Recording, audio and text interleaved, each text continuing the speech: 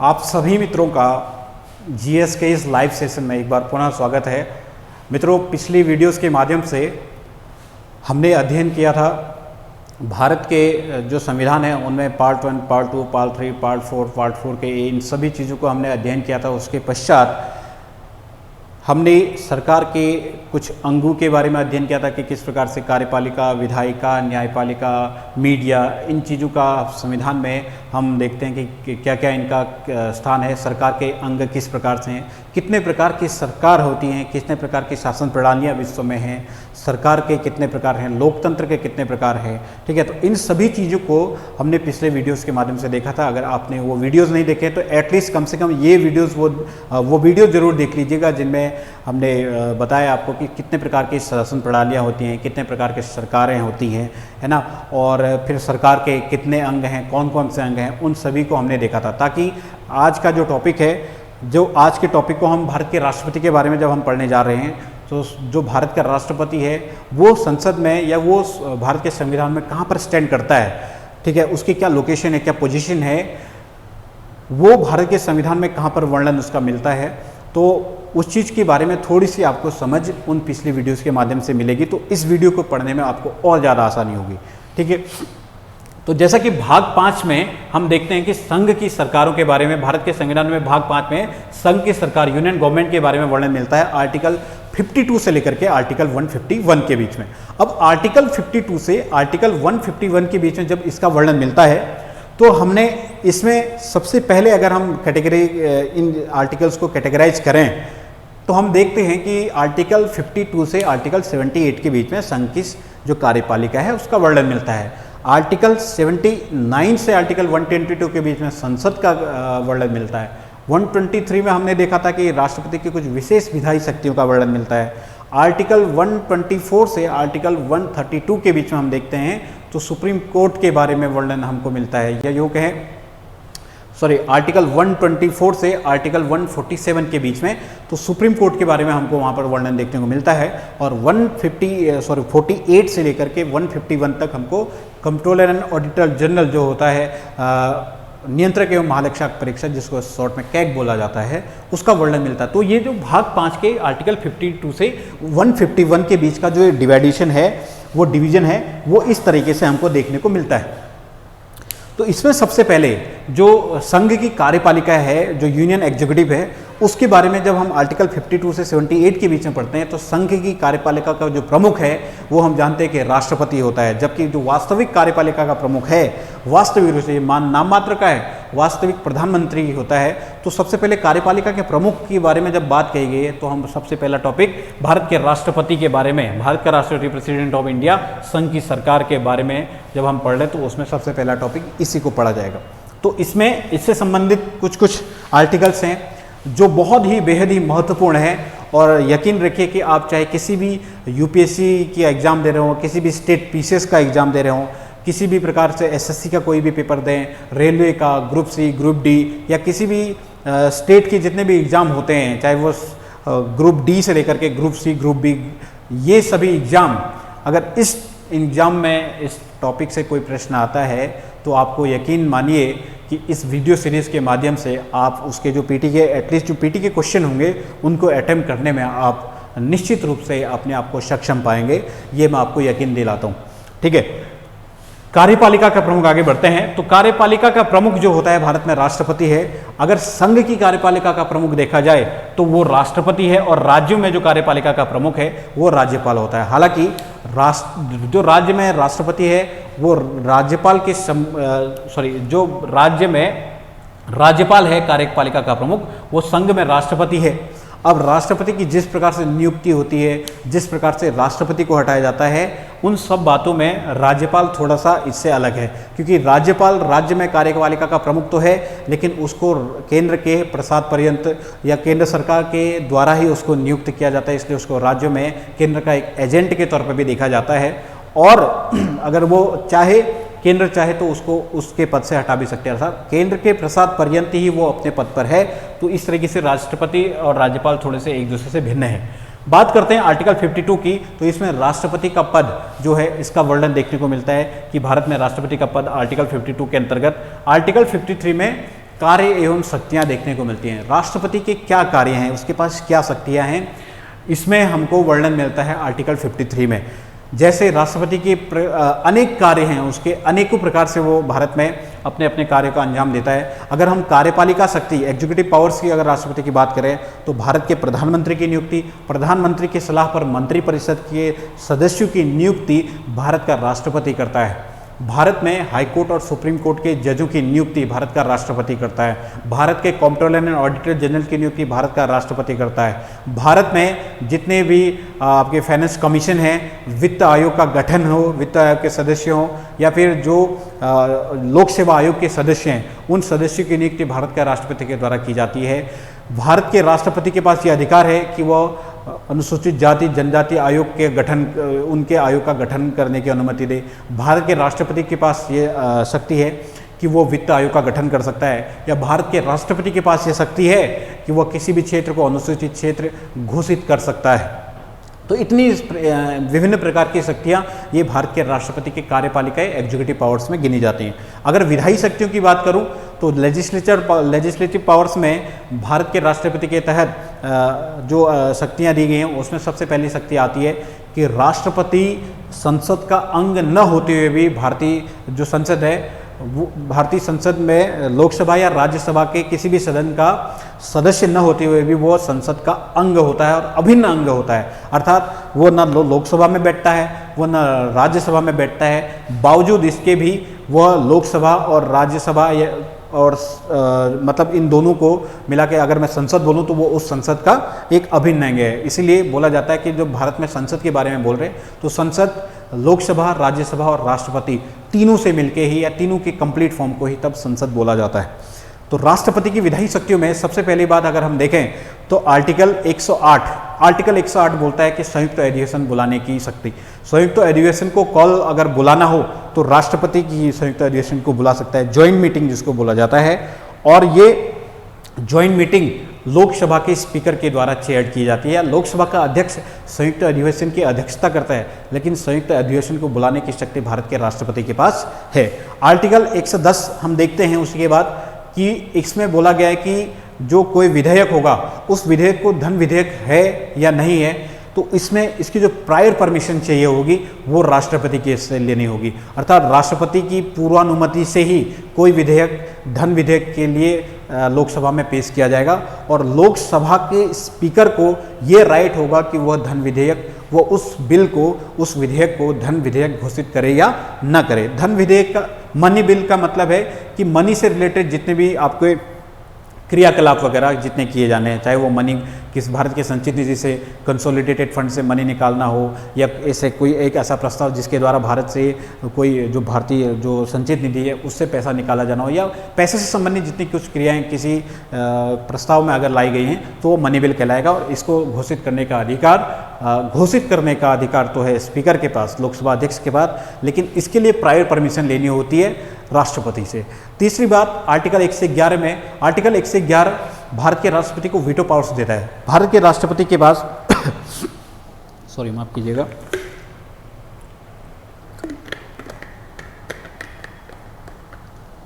भारत के राष्ट्रपति के पास वीटो पावर्स का मतलब है मना करना। तो वीटो पावर्स क्या क्या है? भारत के राष्ट्रपति को 3 प्रकार के वीटो पावर मिलते हैं। हालांकि यूएसए में वीटो पावर्स 4 हैं। टोटल वीटो पावर्स अगर मैं बोलूं तो एक तो होता है पॉकेट वीटो, एक होता है सस्पेंसरी वीटो, एक होता है स्पेसिफाइड वीटो और एक होता है एब्सोल्यूट वीटो। जो भारत के राष्ट्रपति को प्राप्त हैं वो है पॉकेट वीटो, वो है एब्सोल्यूट वीटो, वो है सस्पेंसिव वीटो। भारत के राष्ट्रपति को स्पेसिफाइड वीटो या विशेषित वीटो प्राप्त नहीं है। पॉकेट वीटो, ये एब्सोल्यूट वीटो, सस्पेंसरी वीटो, ये क्या है? मान लीजिए कोई विधेयक आया, लोकसभा राज्यसभा से पास होके राष्ट्रपति के पास आया, राष्ट्रपति जब उसको साइन करेगा तभी वो कोई बिल एक्ट बनेगा, ये हम जानते हैं। अब राष्ट्रपति अगर दोनों सदनों से पास होकर कोई बिल उसके पास आ गया और वो उसमें साइन न करके उसे अपने पास एक लंबे समय के लिए रख देता है, माना वो अपने पास आया उसके पास और वो अपने किसी कार्य में था या किसी अन्य जगह वो व्यस्त है तो वो भूल गया, एक लंबे समय तक राष्ट्रपति के कार्यालय में वो पड़ा रहा, या राष्ट्रपति ने जबरदस्ती अपनी मर्जी से ही उसको अपने पास रखे रखा है, रोके रखा है, तो उसको बोला जाएगा उसका पॉकेट वीटो। और ये पॉकेट वीटो का पावर राष्ट्रपति के पास अपना है। अगर एब्सोल्यूट वीटो की बात करूं तो एब्सोल्यूट वीटो में क्या है कि राष्ट्रपति उस बिल को पास होने से मना कर दे तुरंत। एब्सोल्यूट है, वो मना है राष्ट्रपति की तरफ से, तो वो एब्सोल्यूट वीटो हो गया। अगर हम सस्पेंसरी वीटो की बात करें तो राष्ट्रपति ने जो बिल दोनों सदनों से पेश होकर आया है या जिस सदन से पेश होकर भी राष्ट्रपति के पास आया है वो उसको वापस लौटा सकता है पुनर्विचार के लिए। तो इस प्रकार से 3 प्रकार के वीटो हम देखते हैं भारत के राष्ट्रपति के पास होती हैं। स्पेसिफाइड वीटो में क्या होता है कि किसी 10-12 दिन की बाद अपने पास रखकर वापस उसको जब वो लौटा देता है, एक फिक्स टाइम पीरियड के लिए अपने पास रखता है और तब जाके वापस पुनर्विचार के लिए जाता है, तो उसको स्पेसिफाइड वीटो बोला जाता है। यूएसए के प्रेसिडेंट को ये पावर है, इंडिया के प्रेसिडेंट को स्पेसिफाइड वीटो की पावर नहीं है। बात करते हैं विधायी शक्तियों के अलावा। अगर हम वित्तीय शक्ति की बात करें तो किसी भी विधेयक को धन विधेयक घोषित करने के लिए जो प्रायर परमिशन है वो राष्ट्रपति से ली जाती है। दूसरा, संसद में आर्टिकल 112 के तहत जो वार्षिक वित्तीय विवरण होता है, भारत के संविधान में एनुअल फाइनेंशियल रिपोर्ट यूज किया गया है, बजट वर्ड का यूज नहीं है। बजट वर्ड तो ये है ना कि बजट का मतलब होता है चमड़े का थैला, तो एक परंपरा थी कि बजट को चमड़े के थैले में, चमड़े के बैग में लाया जाता था, इसलिए वो प्रथा चल गई कि वो बजट कहलाएगा। हालांकि इसका जो संविधान में एक वर्ड मिलता है, सेंटेंस मिलता है, वो है एनुअल फाइनेंशियल रिपोर्ट, वार्षिक वित्तीय विवरण। तो वार्षिक वित्तीय विवरण पेश करने के लिए सरकार को अलाउ कौन करता है, तो ये राष्ट्रपति करता है। और जो भारत की संचित निधि है, कंसोलिडेटेड फंड होता है, उस कंसोलिडेटेड फंड को कंट्रोल भी भारत का राष्ट्रपति ही करता है। अगर बात करूं मैं सैन्य शक्ति की, तो आप जानते हैं कि सबसे पहले किसी भी देश के साथ युद्ध की घोषणा करना हो या युद्ध विराम की घोषणा करना हो या युद्ध करने की घोषणा करना हो या शांति का जो घोषणा करना हो, इन सभी को या इन सभी की पावर राष्ट्रपति के पास होती है। और राष्ट्रपति आप जानते हैं कि तीनों सेनाओं का प्रमुख होता है, चाहे वो जल सेना, थल सेना, वायु सेना, इन तीनों सेनाओं का प्रमुख भी भारत का राष्ट्रपति होता है। अगर हम बात करें भारत के राष्ट्रपति की जो न्यायिक शक्तियाँ होती हैं, जुडिशियल पावर्स, उस जुडिशियल पावर्स में अगर हम देखें तो भारत के राष्ट्रपति के पास सबसे पहले आती है क्षमादान करने की शक्ति या क्षमादान शक्ति। क्षमादान शक्ति के तहत भारत का राष्ट्रपति किसी व्यक्ति को जो कोई सजा मिली हो तो उस व्यक्ति की सजा को वो क्या कर सकता है, तो पूरी तरीके से माफ़ कर सकता है, उसकी सजा को कम कर सकता है, उसकी सजा के स्वरूप को परिवर्तित कर सकता है या उसकी सजा पर विराम लगा सकता है। तो ये सभी प्रकार की शक्तियाँ भारत के राष्ट्रपति को आर्टिकल 72 के तहत क्षमादान करने की शक्तियों के तहत आती है। और क्षमादान की मैं बात करूँ तो क्षमादान में भी आपके पास 3-4 टाइप होते हैं। जैसे एक तो होता है रेस्पाइट, एक होता है रिप्राइव, एक होता है रेमिशन, एक होता है आपका पार्डन और एक होता है कम्यूट। रेस्पाइट का मतलब प्रवलंबन, प्रवलंबन का मतलब वो जैसे किसी व्यक्ति को मृत्युदंड मिला है तो वो मृत्युदंड की जो उसकी सजा है उस पर वो थोड़ी देर के लिए रोक लगा सकता है, उस पर विलंब कर सकता है और उस व्यक्ति को याचिका करने का एक अवसर दे सकता है। ये तो हो गया रेस्पाइट। अगर मैं बात करूं ये था रेप्राइव, प्रवलंबन जिसको बोला जाता है। अगर रेस्पाइट की बात करूं तो रेस्पाइट में होता है कि जो राष्ट्रपति है, राष्ट्रपति के पास अधिकार होता है कि वह उस व्यक्ति की जो किसी अन्य शारीरिक अक्षमताओं की कंडीशन में या किसी विशेष परिस्थितियों में उस व्यक्ति की क्षमा को और ये सजा को वो कम कर सकता है। जैसे कोई व्यक्ति, कोई गर्भवती महिला है, कोई अपंग या विकलांग व्यक्ति है, दिव्यांगजन है, तो उन कंडीशन में जो उन व्यक्तियों को सजा मिली गई है वो सजा को वो थोड़ा उनका क्या कर सकता है, राष्ट्रपति कम कर सकता है, अल्पीकरण कर सकता है, जिसको बोला जाएगा रेस्पाइट।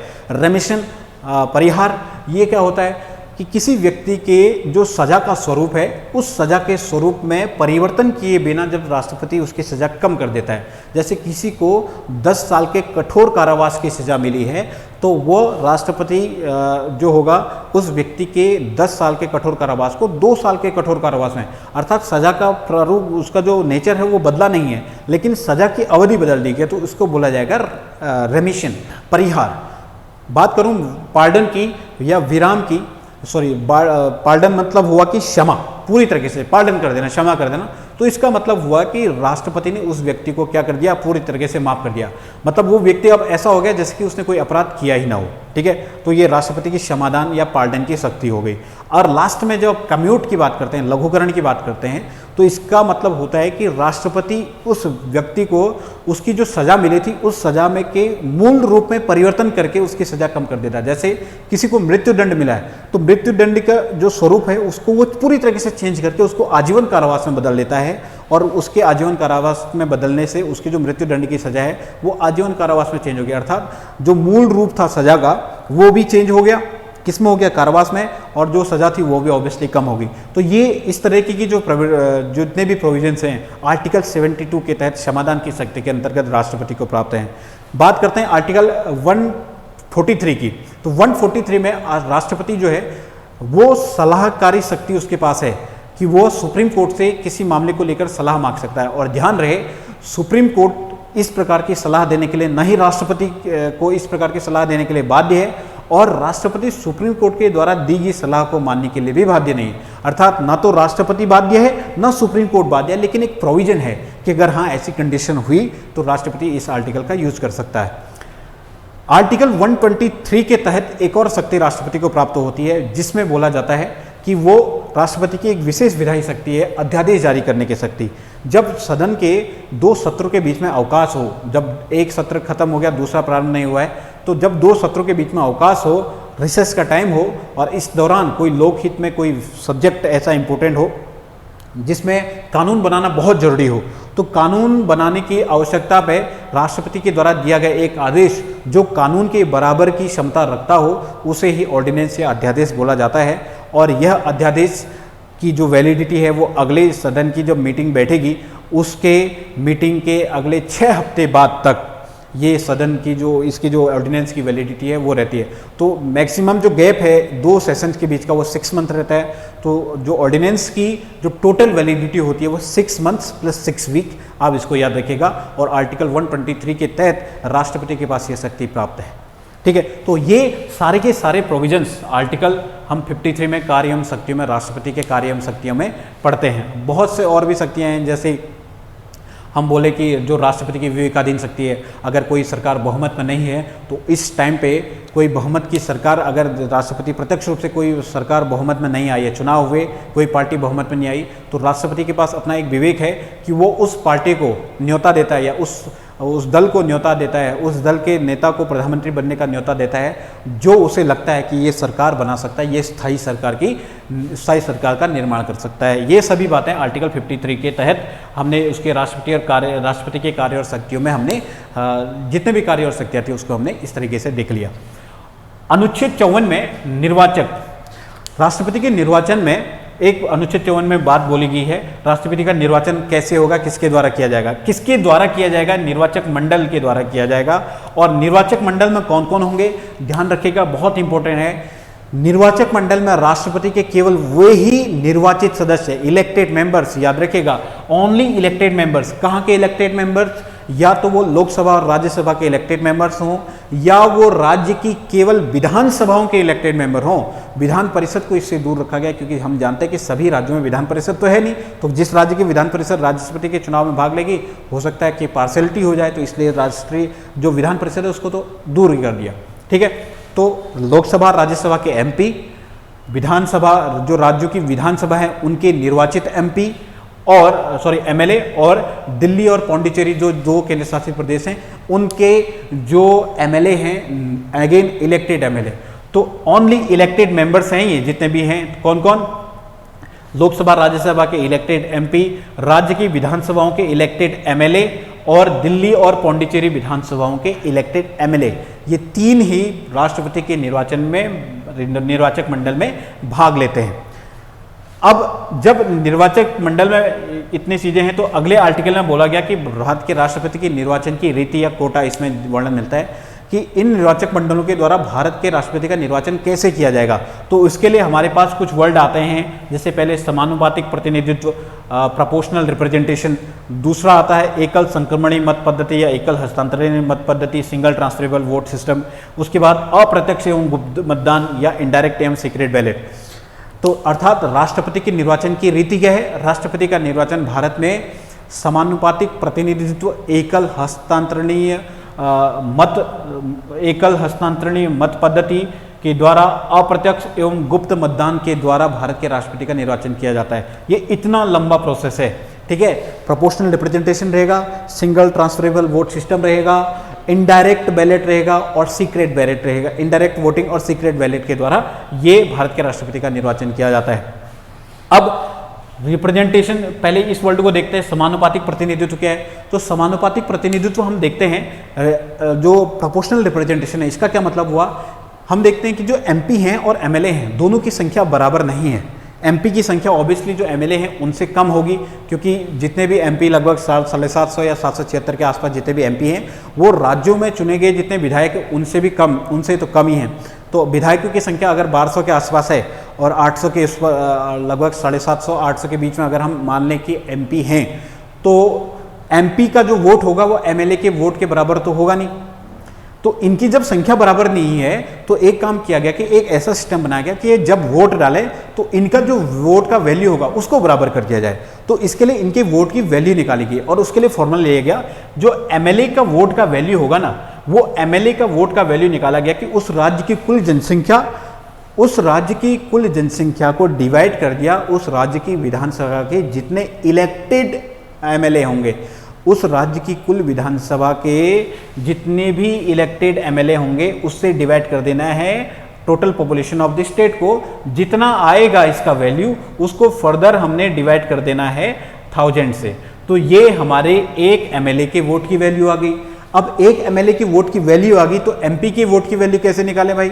जब एक एमएलए की वोट की वैल्यू आ गई तो जितने अदर एमएलए होंगे तो total value of the vote जो होगी एमएलएज की, ठीक है, कुल एमएलए का वोट वैल्यू जितना होगा उसको अगर हम फर्दर टोटल इलेक्टेड एमपी से डिवाइड कर देते हैं, ध्यान रखिएगा, तो इससे हमारे पास आ जाएगी एक एमपी के वोट की वैल्यू। सिंपल सी, एक एमएलए का वोट कैसे निकालेंगे भाई, जितने राज्य की कुल जनसंख्या है उस राज्य की जहाँ से वो विधायक, जहाँ का वो विधायक है, तो उस राज्य की कुल जनसंख्या को उस राज्य के जितने भी निर्वाचित विधायक हैं उनसे डिवाइड कर देंगे और जितना इसका वैल्यू आएगा उसको फर्दर 1000 से क्या कर देंगे, हम डिवाइड कर देंगे। तो इससे हमारे एक एमएलए का वोट का वैल्यू आ गया। अब एक एमएलए का वोट का वैल्यू आ गया तो अब टोटल एमएलए का वोट का वैल्यू निकाल लेंगे। टोटल एमएलए के वोट के वैल्यू को जैसे हमने निकाला तो उसको फर्दर हमने टोटल इलेक्टेड एमपी के नंबर से क्या कर दिया, डिवाइड कर दिया, तो उससे हमारे एक एमपी का वोट भी आ गया। तो यहाँ पर से हम देखते हैं कि एमएलए और एमपी का वोट जो होता है वो प्रोपोर्शनल रिप्रेजेंटेशन उनका इक्वल हो जाता है और लगभग ये देखते हैं कि 10 लाख के आसपास इनका वोट का वैल्यू जो आ जाता है वो इक्वल होके आ जाता है। फिर एकल हस्तांतरणीय पद्धति क्या है, हमने माना कि यहाँ पर 3 कैंडिडेट हैं और इन 3 कैंडिडेटों में ए, बी और सी कैंडिडेट हैं राष्ट्रपति के निर्वाचन के लिए। तो आपको बैलेट पेपर दिया, आपने क्या कहा कि जो मैं चाहता हूं कि बी नंबर वाला पहले नंबर में राष्ट्रपति को मैं बी नंबर वाले को देखना चाहता हूं, अगर ये नहीं बनता है तो उसके बाद मैं ए वाले को देखना चाहूँगा और सी वाले को तब जाके देखना चाहूँगा। दूसरे को बैलेट पकड़ाया तो उसने क्या करा, उसने बोला कि नहीं मैं चाहता हूँ कि ए नंबर वाला ही राष्ट्रपति रहे और उसने इसको दे दिया फर्स्ट नंबर, इसको दे दिया उसने सी वाले को सेकेंड नंबर। वो बोला कि सी वाला अगर ए वाला नहीं जीता तो सी वाले को मैं देखना चाहता हूँ और थर्ड वाला। तो ये जो सिस्टम है ये बैलेट सिस्टम। अब इसमें क्या होगा, इसमें से जब काउंटिंग होगी तो देखा जाएगा कि फर्स्ट नंबर पे जो प्रायोरिटी में जो कैंडिडेट है उस कैंडिडेट को गिना जाएगा। मतलब कितने ऐसे वोट्स हैं जो चाहते हैं कि जिनकी प्रायोरिटी फर्स्ट नंबर वाला है, या यूँ कहें कि फर्स्ट प्रायोरिटी वाला जो कैंडिडेट है वो कौन सबसे ज़्यादा है, अर्थात वो कैंडिडेट जिसको सबसे ज़्यादा लोगों ने फर्स्ट प्रायोरिटी पर रखा है वो कैंडिडेट हमारा राष्ट्रपति के चुनाव के लिए विजेता घोषित कर दिया जाएगा। लेकिन इतना ही नहीं, जब ऐसा होगा तो वो कैंडिडेट क्या एक मिनिमम वोट काउंट लेके आया है, तो इसके लिए भारत में न्यूनतम कोटा प्राप्त करना अनिवार्य बना दिया गया विजयी होने के लिए। और ये मिनिमम कोटा या हेयर फॉर्मूला जो था, मिनिमम कोटा कैसे डिफाइन करेंगे, उसके लिए फॉर्मूला आया कि total valid votes upon n+1+1। ये फॉर्मूला है, जितने भी वैलिड वोट्स थे उन वैलिड वोट्स को डिवाइड कर दिया n+1 से और फर्दर उसमें एक वोट जोड़ दिया या एक जोड़ देंगे तो हमारे पास मिनिमम कोटा आ जाएगा। मान लो कि एक कैंडिडेट है तो यहाँ पर 1+1 हो जाएगा 2, तो जितने वैलिड वोट्स हैं उसको डिवाइड करेंगे 2 से, मतलब 50%। तो टोटल वैलिड वोट के 50% से +1 करके जितना आएगा वो उसका मिनिमम कोटा उस इलेक्शन का कहलाएगा। अर्थात आपको मिनिमम तो इतने वोट तो लाने ही लाने हैं, ये उसका मिनिमम कोटा कहलाएगा।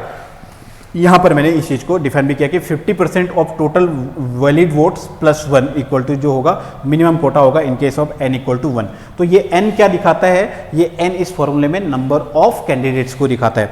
जबकि जो लोकसभा और जो विधानसभाओं के चुनाव होते हैं उनमें जो सिस्टम यूज किया जाता है उसको first past to post system बोला जाता है, वो हम आगे पढ़ेंगे। अब अगले आर्टिकल्स में हम आते हैं और देखते हैं आर्टिकल 56, ये 55 पढ़ा, 56 में राष्ट्रपति के जो पद है उसकी पदावधि के बारे में वर्णन मिलता है कि शपथ ग्रहण से उसकी जो पदावधि होगी वो 5 वर्ष होगी, लेकिन उससे पहले जो पदावधि है वो 5 वर्ष रहेगी। और जो राष्ट्रपति अपना त्यागपत्र होगा वो उपराष्ट्रपति को देता है। ध्यान रखिएगा, राष्ट्रपति त्यागपत्र उपराष्ट्रपति को देता है, लेकिन राष्ट्रपति की जो नियुक्ति होती है या राष्ट्रपति को जो शपथ दिलाता है वो सुप्रीम कोर्ट का चीफ जस्टिस है। ठीक है, अब अनुच्छेद 56 के तहत उसकी पदावधि है, अपने पद से 5 वर्ष से पहले भी उसको हटाया जा सकता है, या तो उसकी मृत्यु हो जाए या वो अपना त्यागपत्र दे दे या फिर उस पर महाभियोग वगैरह लगाया दिया जाए। ठीक है, तो इन बातों से उसको अपने पद से हटाया भी जा सकता है। आर्टिकल 57 बोलता है पुनर्निर्वाचन। भारत में राष्ट्रपति के पुनर्निर्वाचन के लिए कोई प्रावधान नहीं है, कितनी बार भी कोई भी राष्ट्रपति बन सकता है, लेकिन अभी तक ऐसा हुआ नहीं। केवल राजेंद्र प्रसाद ऐसे थे जो 2 बार राष्ट्रपति बने थे। ठीक है, तो ये पोर्शन हमने समझ लिया। अब आगे बढ़ते हैं अनुच्छेद 58 के तहत। तो अनुच्छेद 58 में भारत के राष्ट्रपति की योग्यता रखी गई है, बहुत इंपॉर्टेंट है। भारत के राष्ट्रपति के लिए आपको मेनली 4 प्रकार की योग्यताएं हैं। भारत का नागरिक होना चाहिए, ध्यान रखिएगा, जन्म से भारत का नागरिक नहीं बोल रहा हूँ। कोई भी ऐसा व्यक्ति जो भारत का नागरिक है वो भारत का राष्ट्रपति बनने के लिए जो योग्यता है उसकी पहले क्राइटेरिया यह है कि इसमें केवल भारत का नागरिक होना चाहिए, मतलब जन्म से भारत का नागरिक हो ये जोड़ी नहीं है। ठीक है, भारत का नागरिक होना, 35 वर्ष की आयु पूर्ण कर चुका हूँ, 34 वर्ष और 1 दिन बचा है पूरा होने में 35 साल का, लेकिन तब भी आप नहीं बन पाएंगे, पूरे 35 कंप्लीट होने चाहिए। उसको लोकसभा का सदस्य बनने की योग्यता रखनी चाहिए, ये बहुत इंपॉर्टेंट है। भारत के राष्ट्रपति को लोकसभा का सदस्य बनने की उसके अंतर्गत योग्यता होनी चाहिए उसमें, और वह किसी भी लाभ के पद पर न हो, ऑफिस ऑफ प्रॉफिट को होल्ड न करता हो, जैसे वो किसी मतलब कोई भी प्रकार की सरकारी जॉब वगैरह वो काम न कर रहा हो उस तरीके से। ठीक है, आर्टिकल 59, इसके अंतर्गत हम राष्ट्रपति के वेतन भत्ते वगैरह देखते हैं। शुरुआत में जब राष्ट्रपति का जब हम देखते हैं आज़ादी के बाद 1950 में, तो उस समय जो राष्ट्रपति की सैलरी थी लगभग 25,000 के राउंड थी, लेकिन 2000 फिर उसमें परिवर्तन होते रहते हैं, और 2018 या 2019 से राष्ट्रपति की जो सैलरी है वर्तमान में हम देखते हैं कि 5 लाख पर मंथ उसको दिया जाता है। अनुच्छेद 60, राष्ट्रपति की शपथ, बहुत इंपॉर्टेंट। शपथ किसके द्वारा दिलाई जाती है? सुप्रीम कोर्ट के जज, चीफ जस्टिस जो है मुख्य न्यायाधीश के द्वारा राष्ट्रपति को शपथ दिलाई जाती है, जबकि राष्ट्रपति अपना त्यागपत्र उपराष्ट्रपति को देता है। इस बात को आप अच्छे से ध्यान में रखिएगा। अनुच्छेद 61, ये राष्ट्रपति पर महाभियोग की प्रक्रिया के बारे में, मतलब राष्ट्रपति को हटाने के लिए जो प्रोसेस है उसको महाभियोग बोला जाता है, इम्पीचमेंट प्रोसेस। इसके लिए क्या है कि किसी भी सदन में एक संकल्प प्रस्ताव लाया जाता है, और संकल्प प्रस्ताव जब पारित हो जाता है तो उसके पश्चात उस संकल्प प्रस्ताव को 2/3 बहुमत से, एक विशेष बहुमत से उसको उसमें पास होना पड़ता है, उस हाउस में पास होके फिर वही प्रोसेस जाएगी। और जब भी महाभियोग लाया जाएगा तो राष्ट्रपति को 14 दिन की पूर्व सूचना पर ये महाभियोग लाया जाता है। अर्थात क्योंकि राष्ट्रपति एक देश का मुखिया है, प्रमुख है, तो 14 दिन की पूर्व सूचना उसको दी जाती है कि आपके विरुद्ध ये लाया जा रहा है। उससे पहले वो हो सकता है कि उपराष्ट्रपति को त्यागपत्र दे दे, एक सम्मानपूर्वक अपनी विदाई करे। ठीक है, अगर फिर भी 14 दिन तक नहीं हुआ तब जाके उसके बाद वो कार्रवाई होना शुरू हो जाएगी। अब इससे राष्ट्रपति से रिलेटेड कुछ इंपॉर्टेंट आर्टिकल्स हैं जो हम देखते हैं। आर्टिकल 72 जो समाधान की शक्ति है, मैंने बताया था कि किस प्रकार की समाधान की शक्तियां, कौन कौन सी शक्तियां समाधान की राष्ट्रपति को प्राप्त हैं। अनुच्छेद 85 में संसद के सत्रहावसान या संसद को भंग करने, ठीक है, जब संसद फाइनली या संसद को उस संसद के सत्र को अवसान या इस्टेब्लिश करने या उसको भंग करने का जो राइट होगा या अधिकार होगा वो राष्ट्रपति को आर्टिकल 85। आर्टिकल 101 में ऑलरेडी वीटो पावर्स बता चुका हूँ, 3 प्रकार के वीटो हैं। आर्टिकल 123 अध्यादेश ऑर्डिनेंस जारी करने की शक्ति, वो हम ऑलरेडी बता चुके हैं। आर्टिकल 143 सुप्रीम कोर्ट से सलाह लेने की शक्ति आर्टिकल 143 में है। आर्टिकल 108 संयुक्त अधिवेशन बुलाने की शक्ति, किस तरीके से ज्वाइंट मीटिंग को बुलाता है राष्ट्रपति, लेकिन चेयर जो स्पीकर होता है वो करता है। अनुच्छेद 112 के तहत वार्षिक वित्तीय विवरण राष्ट्रपति के द्वारा जो अनुमति दी जाती है बजट पेश करने के लिए, ये सब चीज़ें। और एक इम्पोर्टेंट आर्टिकल और है, आर्टिकल 331 की संसद में सदस्यों की नियुक्ति की हम देखा था, जैसे एंग्लो इंडियंस होते हैं लोकसभा में, और जो राज्यसभा है, राज्यसभा में 12 नॉमिनेटेड मेंबर्स होते हैं। तो इनको नॉमिनेट करने का जो पावर है ये राष्ट्रपति के पास जाता है। हालांकि अभी 104वें संविधान संशोधन विधेयक के 104वें संविधान संशोधन अधिनियम जो 126वां संविधान संशोधन विधेयक था, उसके द्वारा एंग्लो इंडियंस की जो नॉमिनेशन का ये भी प्रोसेस है, चाहे वो लोकसभा में हो चाहे वो राज्यों की विधानसभा में हो, उसको समाप्त कर दिया गया है। ठीक, तो इतने सारे फैक्ट्स ये सभी रिलेट करते हैं राष्ट्रपति से, और बहुत कुछ इन फैक्ट्स से हमेशा किसी न किसी एग्जाम में कोई ना कोई प्रकार, चाहे वो शपथ हो, चाहे उसकी योग्यता हो, चाहे आपका उसका कार्यकाल हो, निर्वाचन की पद्धति हो, निर्वाचन हो, मिनिमम जो कोटा है, और वो जो एमएलए और एमपी का वोट का वैल्यू है, इनसे संबंधित आपके किसी न किसी एग्जाम में प्रश्न बनते रहते हैं। तो ध्यान से एक बार अगर समझ में ना आए तो दोबारा पुनः वीडियो को देखेगा, और मुझे उम्मीद है कि जितने भी तथ्य मैंने समझाए आपके समझ में ज़रूर आए होंगे, अपनी बात को मैं आप तक ज़रूर पहुंचा पाया होगा। तो थैंक यू। नेक्स्ट वीडियो में हम इससे आगे की चीज़ों को कंटिन्यू करेंगे। पढ़ते रहिए और अपना ख्याल रखिए। धन्यवाद।